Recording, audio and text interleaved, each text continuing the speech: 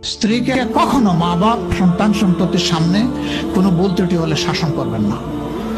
একা নিয়ে বুকে জড়িয়ে ধরে তার সমস্ত নেক কাজের স্বীকৃতি দিয়ে তারপরে বলবো যে এরকম একটা বিষয় আমি দুঃখ পাই নাই, তবে আমি চাই যে এটা তুমি কারেকশন করে নাও এবং আমি আল্লাহর দরবারে তোমার জন্য দোয়া করব। মাথায় হাত রেখে একটু দোয়া করে দেন। এর চাইতে বড় আর কোনো শাসন হয় না। কিন্তু আপনি যদি মাকে খুশি করতে গিয়ে মায়ের সামনে তাকে ধমক দেন, তার ব্যক্তিত্বের উপর আপনি তীর ছুঁড়েছেন, আঘাত দিয়েছেন, সে ফুঁসে উঠবে।